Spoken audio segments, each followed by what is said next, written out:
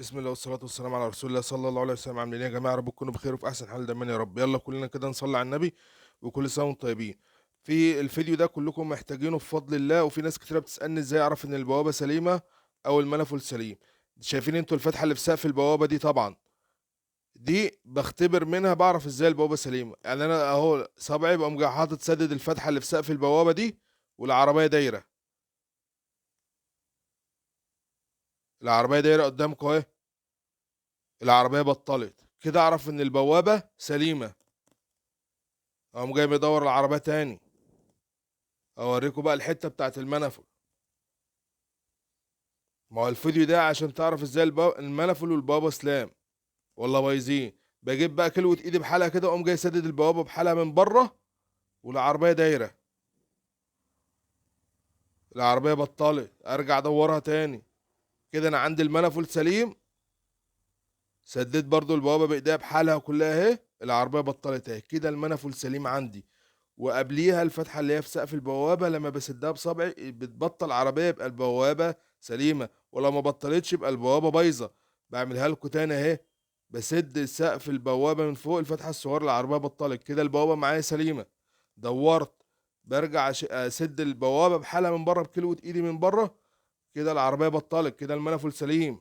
وفي اخر الفيديو بوريكم بوابة جديدة لسه راكبة وبايظة زي ما انتم شايفين.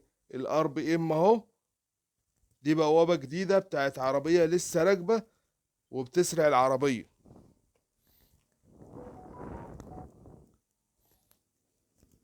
انتوا الأول أهم حاجة شفتوا في الأول ازاي تعرف البوابة سليمة والمنفذ سليم ازاي.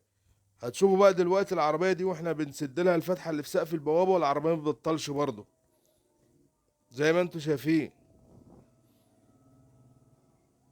اهو بنسد لها الحتة اللي في سقف البوابة،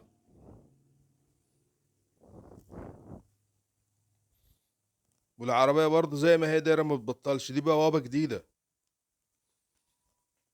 يعني انت سواء شاري بوابة جديدة ولا عايز تعرف بوابتك سليمة ولا لا، زي ما انا وريتك كده في الفيديو في اوله. اهو بنسد الحته اللي في سقف البوابه اهو، والعربيه دايره قدامكم زي ما هي ما بتبطلش، وبوابه لسه جديده. يا رب اكون فدتكم. وبالله عليكم يا جماعه ما تبخلوش بالاشتراك والتفاعل. صدقني الاشتراك والتفاعل مش هيخسرك حاجه ولا هيعمل فيك حاجه. ده بالعكس، انت هتفيدني وهتفيد نفسك. والقناه بتاعتي مش مخصصه لعربيات معينه. بفضل الله لاغلبيه العربيات البنزين، وساعات بنزل فيها معلومات جاز برضو للسيارات الجاز. فبالله عليكم ما تبخلوش علينا بالاشتراك والتفاعل. ان شاء الله عايزين نكبر القناة، وان شاء الله تكبر، لان ده ظن بالله، وربنا قال انا عند ظن عبد بيه.